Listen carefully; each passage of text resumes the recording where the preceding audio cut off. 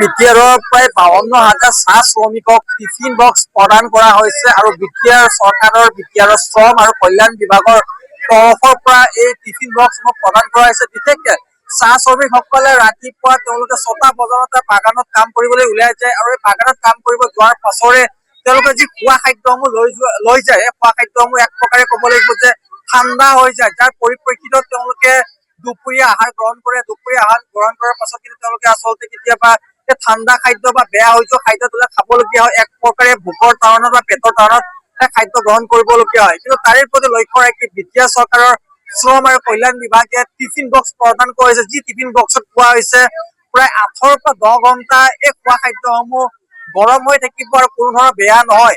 52,000 শ্ৰমিকক এই tiffin box প্ৰদান কৰা হ'ব আৰু যিহেতু 9 মাৰ্চ তাৰিখে এই আঁচনিৰ বিশেষকৈ শুভাৰম্ভ কৰা হয় বিটিআৰৰ অৰুণাচলী চাহ বাগিচাত। আৰু ক'ব লাগিব মই বৰ্তমানে উপস্থিত হৈছো নুনাই চাৰপাক সমষ্টিৰ অৰুণাচলী চাহ বাগিচাত। মই সতীৰ্থ নবয়ে সামগ্ৰিক পৰিৱেশ দেখিবলৈ অনুৰোধ জনাইছো। অৰুণাচলী চাহ বাগিচাত দেখিবলৈ পাইছে যে প্ৰথম পৰ্যায়ত যিটো দুটাকৈ পৰ্যায়ত এই টিফিন বক্সসমূহ প্ৰদান কৰা হ'ব। প্ৰথম পৰ্যায়ত প্ৰায় 30,000তকৈ অধিক শ্ৰমিকক এই টিফিন বক্স প্ৰদান কৰা হ'ব আৰু এই টিফিন বক্সসমূহ লোৱাৰ বাবে আজি দেখিবলৈ পোৱা গৈছে যে চাহ শ্ৰমিকসকলে শাৰী পাতিকৈ তেওঁলোকে থিয় হৈছে আৰু এইটো তেওঁলোকে টিকেট প্ৰথমতে তেওঁলোকে টিকেট প্ৰদান কৰা হৈছে, তাৰ পিছত তেওঁলোকক টিফিন বক্সসমূহ প্ৰদান কৰা হ'ব।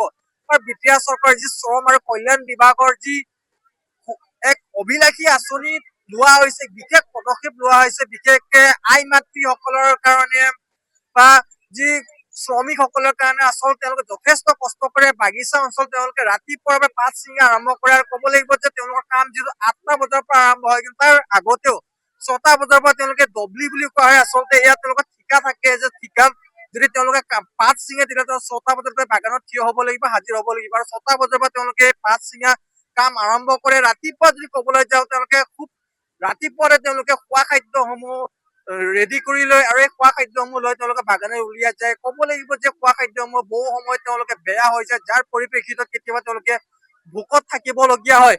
তেনে ক্ষেত্ৰত আচলতে এই খোৱা খাদ্যসমূহ কেনেদৰে তেওঁলোকে খাব সেয়া এক যথেষ্ট চিন্তাৰ বিষয়। তাৰে পৰিপ্ৰেক্ষিতত তাৰে কথা লক্ষ্য ৰাখি বিটিআৰ চৰকাৰৰ যি শ্ৰম আৰু কল্যাণ বিভাগৰ ফালৰ পৰা এই টিফিন বক্সসমূহ প্ৰদান কৰা হৈছে। খুব ধুনীয়া টিফিন বক্স, আচলতে এই আমি কোৱা কথা নহয়, শ্ৰমিকসকলে কোৱা কথা। আৰু ইয়াত লোকসকল আছে, মই জানিবলৈ চেষ্টা কৰিম যে টিফিন বক্স পাইছে শ্ৰমিকসকলে, তেওঁলোকো আছে, মই জানিবলৈ চেষ্টা কৰিম। টিফিন বক্স আপোনাৰে কেনেকুৱা লাগিছে আৰু কি ক'ব যিহেতু টিফিন বক্স দিয়া হৈছে বিটিআৰ চৰকাৰৰ শ্ৰম আৰু কল্যাণ বিভাগৰ ফালৰ পৰা? মই খুবেই আনন্দিত আৰু আমাৰ বাগানৰ মানুহৰ কাৰণে এইটো বহুত ভাল সুবিধা কৰি দিছে আমাৰ সঞ্জীৱ তান্ত্ৰী ডাঙৰীয়াই আৰু আমাৰ বিটিআৰ ইএম ছাৰে যোনটো ব্যৱস্থা কৰি দিছে বাগানৰ মানুহৰ কাৰণে বহুত ভাল সুবিধা হৈছে। আৰু মই মোৰ ফালৰ পৰা সঞ্জীৱ তান্ত্ৰী ডাঙৰীয়াক ধন্যবাদ জ্ঞাপন কৰিব বিচাৰি আছো। আৰু এইটো বস্তুখিনি হ'ল মানে আমি যেনেকুৱা আগতে ভাত চাত লৈ আছিলো বাগানত অসুবিধা পাইছিলো, ভাতখিনি বেয়া হৈ যায় আছিল, এতিয়া যোনটো ব্যৱস্থা কৰি দিছে এই বস্তুখিনি খুবেই ভাল আছে। আৰু আগতে লৈ চালে এইটো ইউজ কৰি চাইছে চবে, 12 ঘণ্টা যোনটো গৰম থাকিব বুলি কৈছে এইটো সঁচাকে হয়। এইখিনিয়ে আৰু যিহেতু আগতে আপোনালোকে খোৱা খাদ্যসমূহ লৈ যায়, যে টিফিনত লৈ যায়, এই টিফিনত খোৱা খাদ্য বহু সময় দেখিবলৈ পোৱা যায় খোৱা খাদ্যসমূহ বেয়া হৈ যায়, যাৰ কাৰণে আপোনাক খাদ্যবোৰ খাব নোৱাৰে, পেলাই দিয়ে আৰু তেনেকে ভোকতে কাম কৰিবলগীয়া হয়। কোৱা হৈছে এই টিফিনত 10ৰ পৰা 12 ঘণ্টালৈকে টিফিনসমূহত খোৱা খাদ্যসমূহ গৰম হৈ থাকিব, ধুনীয়াকৈ থাকিব, আপোনালোক খাব পাৰিব। গতিকে এই টিফিনসমূহে আপোনালোকক যথেষ্ট সহায় কৰিব। হয়, নিশ্চয় সহায় কৰিব। আমি এইটো বস্তুখিনি লৈ ফালে ইউজ কৰি চালো আৰু এইটো যেনেকুৱা কোৱা গৈছে যে 12 ঘণ্টা বা 10 ঘণ্টা এইটো গৰম থাকিব, এইটো সঁচা কথা হয়। আৰু আমি ইয়াৰ আগতে বেলেগ যোনটো আমাৰ টিফিন আছিলে তাৰ পৰা আমি অসুবিধা পাই আছিলো সঁচাকে, কিন্তু এতিয়া আমি আৰু লাগি আছে মানে এতিয়া আৰু আমি হয়তো অলপ যোনটো সন্মুখীন হৈ আছিলো আগতে অসুবিধাত সেইটো চাগে নহয়। বিটিআৰ চৰকাৰৰ যি শ্ৰম আৰু কল্যাণ বিভাগৰ ফালৰ পৰা দিয়ে, শ্ৰম আৰু কল্যাণ বিভাগৰ যিগৰাকী কাৰ্যবাহী সদস্য সঞ্জীৱ তান্ত্ৰী, তেওঁৰ বিশেষকৈ চিন্তাধাৰাৰ কাৰণে টিফিনটো অহা বুলি কোৱা হৈছে, কি ক'ব বিশেষকে? বিশেষকে এইটোৱে ধন্যবাদ দিব বিচাৰিছো আমাৰ কাৰণে বিটিআৰ চৰকাৰৰ যোনটো আমাৰ সঞ্জীৱ তান্ত্ৰী ডাঙৰীয়া ইএম ছাৰে যোনটো আমাৰ কাৰণে স্পেচিয়েলি যে ভাবিলে দুখীয়া আমাৰ বাগানৰ দুখীয়া কেইটাৰ কাৰণে, সেইখিনিয়ে মই বিশেষকে ধন্যবাদ দিব বিচাৰিছো।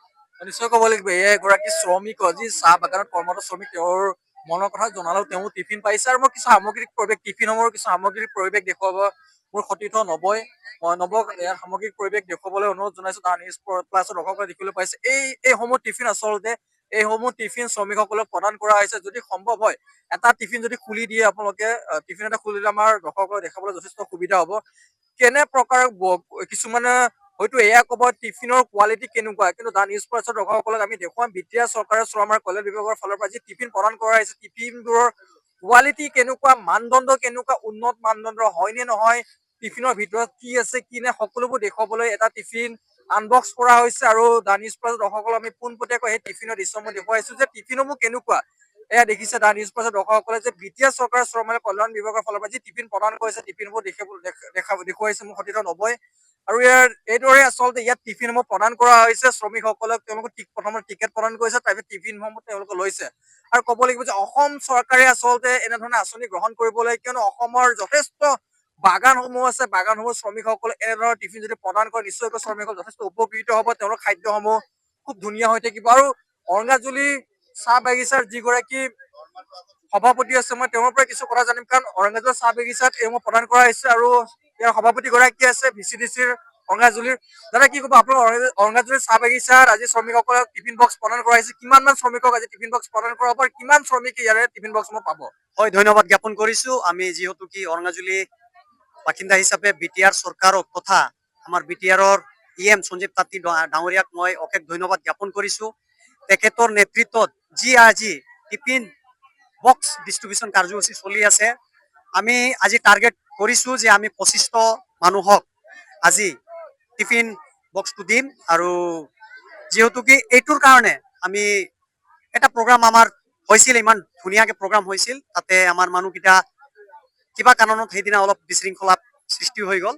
কিন্তু আজি আমি কি খুব ধুনীয়া পৰিৱেশ হিচাপত আমাৰ যিহেতু কি বাগানৰ মেনেজমেণ্ট আছে, ৱেলফেয়াৰ ছাৰ আছে, তেখেতসকলৰ নেতৃত্বত আজি চবে মিলি পেলাই আমি একগোট হৈ পেলাই আজি টিফিনটো ডিষ্ট্ৰিবিউচন কৰি আছো।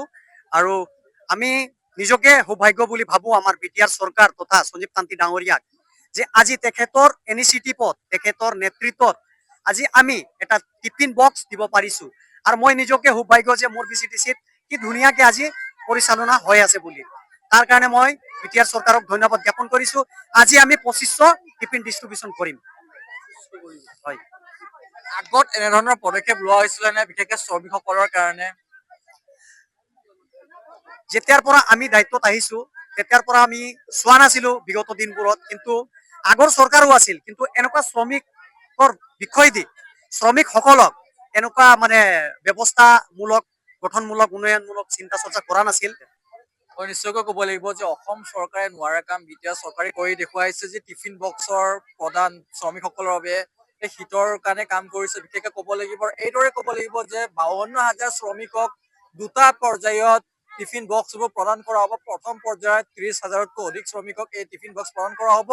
আৰু আজি যিহেতু নুনাই চাৰপাং সমষ্টিত 3খনকৈ বাগান, বিশেষকৈ ভুটীয়াচাং চাহ বাগিচা, অৰঙাজুলি চাহ বাগিচা আৰু নুনাইপাৰা চাহ বাগিচা, এই 3খনকৈ চাহ বাগিচাত এই টিফিন বক্সবোৰ প্ৰদান কৰা হৈছে। আৰু ক'ব লাগিব যে গুৰুত্বপূৰ্ণ টিফিন বক্স, যিহেতু চাহ শ্ৰমিকৰ তেওঁলোকে ৰাতিপুৱা ওলাই যোৱা খোৱা খাদ্য যথেষ্ট বেয়া হৈ যায়, তেওঁলোকে যিসমূহ টিফিন বক্স পূৰ্বতে লৈ গৈছিল, এই টিফিন বক্সসমূহ যথেষ্ট সহায় কৰিব, খাদ্যসমূহ যথেষ্ট ভাল হৈ থাকিব বুলি কোৱা হৈছে। যিকোনো খবৰৰ বাবে যোগাযোগ কৰক 7099017330 লগতে 7099017110 নম্বৰত।